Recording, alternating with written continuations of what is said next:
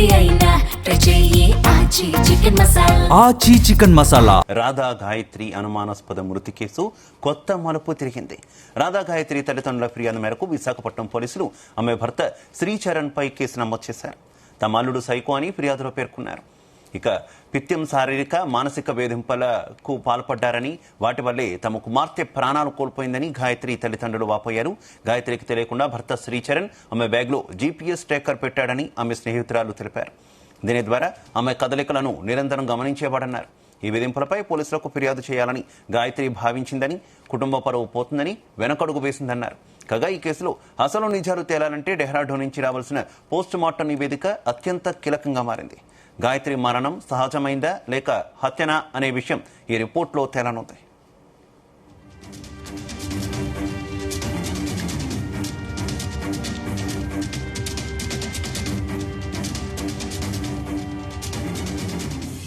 ఇదే అంశానికి సంబంధించి మరింత సమాచారం మా కరెస్పాండెంట్ చంద్రశేఖర్ అందిస్తారు. చంద్రశేఖర్. రైట్ శివ, చూసుకుంటే విశాఖ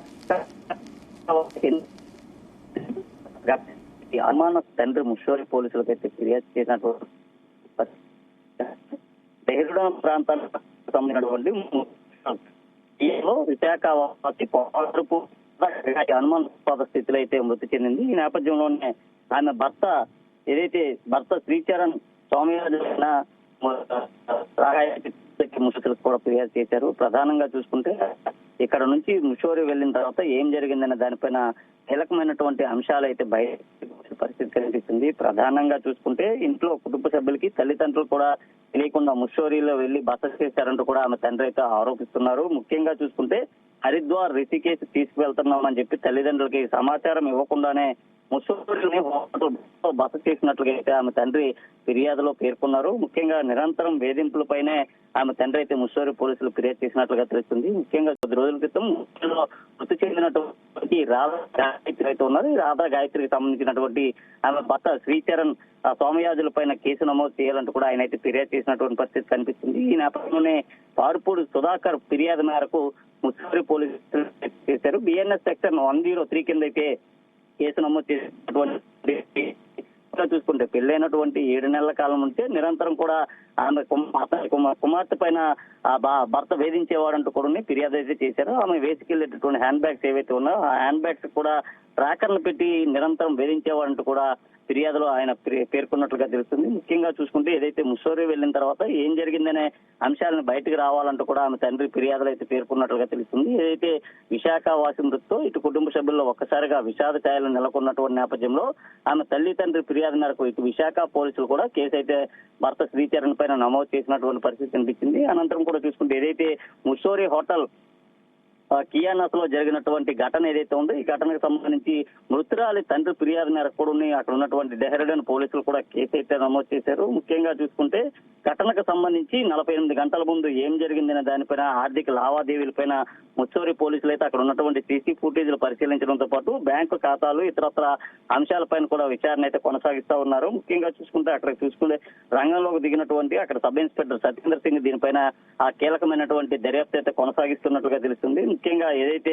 భార్యకు లో బీపీ ఉందంటూ భర్త అబద్ధాలు చెప్తున్నాడని వీరిలో ఏదో డ్రగ్ కలిపి హత్య చేసి ఉంటారంటూ కూడా కుటుంబ సభ్యులైతే అనుమానం అయితే వ్యక్తం చేస్తున్నారు. అల్లారా ముద్దుగా పెంచుకున్నటువంటి తమ కుమార్తెను శ్రీచరణ్కి ఇచ్చి వివాహం చేసిన తర్వాత నిత్యం నరకం చవిచూడిసిందంటూ కూడా ఆమె తల్లిదండ్రులు అయితే ఆరోపిస్తున్నటువంటి పరిస్థితి కనిపిస్తుంది. ఈ నేపథ్యంలోనే ఇటు విశాఖ పోలీసులకి ఫిర్యాదు చేయడంతో పాటు ఏదైతే డెహ్రాడూన్ ప్రాంతానికి సంబంధించినటువంటి ముషోరిలో జరిగినటువంటి ఘటన ఏదైతే ఉందో ఈ ఘటన పైన కూడా అక్కడ ఉన్నటువంటి పోలీసులకైతే రాధా గాయత్రి కుటుంబ సభ్యులు ఫిర్యాదు చేశారు. నిత్యం కూడా ఏదైతే శ్రీచరణ్ సౌమ్యాజులు వేధించేవాడంటూ కూడా వారైతే ఫిర్యాదులో పేర్కొన్నట్లుగా తెలుస్తుంది. ఈ నేపథ్యంలోనే ఆమె తల్లి తండ్రి ఫిర్యాదుని తీసుకున్నటువంటి ముషోరి పోలీసులు అక్కడ కేసును అయితే దర్యాప్తు చేస్తున్నటువంటి పరిస్థితి కనిపిస్తుంది. శ్రీచరణ్ పైన కూడా బిఎన్ఎస్ సెక్షన్ 103 కింద కూడా కేసు అయితే నమోదు చేసి దర్యాప్తు అయితే చేస్తున్నారు. ముఖ్యంగా శ్రీచరణ్ ని అదుపులోకి తీసుకొని విచారిస్తే కీలకమైనటువంటి విషయాలైతే బయటకు వచ్చేటటువంటి పరిస్థితి కనిపిస్తుంది. అనుమానాస్పద స్థితిలో అసలు తమ కుమార్తె ఏ విధంగా చనిపోయిందో ఇప్పటికి కూడా అంతు చిక్కడం లేదంటూ కూడా వారంతా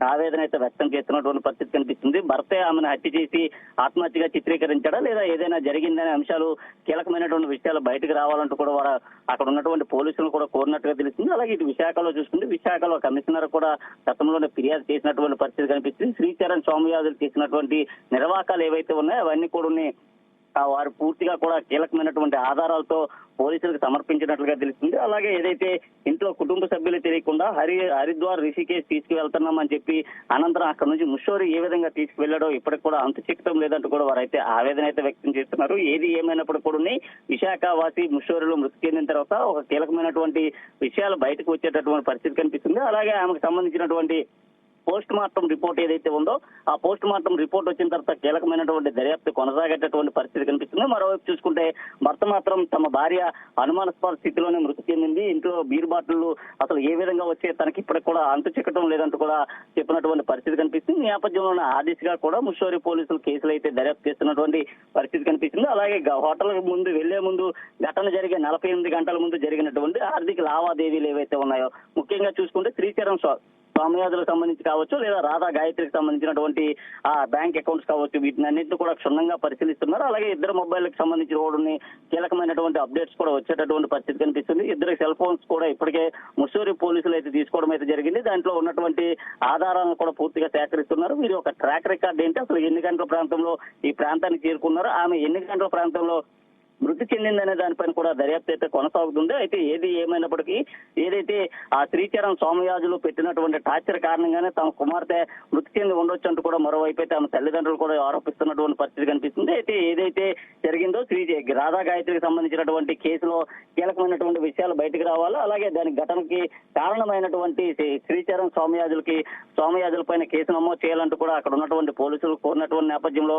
అక్కడ ఉన్నటువంటి ముషోరి పోలీసులు అయితే చాలా వేగవంతంగా కేసును అయితే దర్యాప్తు చేస్తున్నటువంటి పరిస్థితి కనిపిస్తుంది. అలాగే ఆమెకు వచ్చినటువంటి ఏదైతే భర్త శ్రీచరణ్ స్వామియాజులు ఆరోపిస్తున్నటువంటి ఆ బీపీకి సంబంధించినటువంటి పర్వం ఏదైతే ఉందో ఆ బీపీ పర్వం పైన కూడా ఇప్పటికే అక్కడ ఉన్నటువంటి వైద్యులను అయితే అడిగి తెలుసుకున్నటువంటి పరిస్థితి కనిపిస్తుంది. ఏది ఏమైనప్పుడు కూడా ఓవరాల్ గా చూసుకుంటే రాధా గాయత్రికి సంబంధించినటువంటి పోస్ట్ మార్టం రిపోర్ట్ బయటకు వచ్చిన తర్వాత వాస్తవ విషయాలు అయితే వెలుగులోకి వచ్చేటటువంటి పరిస్థితి కనిపిస్తుంది. అప్పటి వరకు కూడా అనుమానాస్పద మృతి కింద మాత్రమే కేసు నమోదు చేసి అయితే దర్యాప్తు చేస్తున్నారు.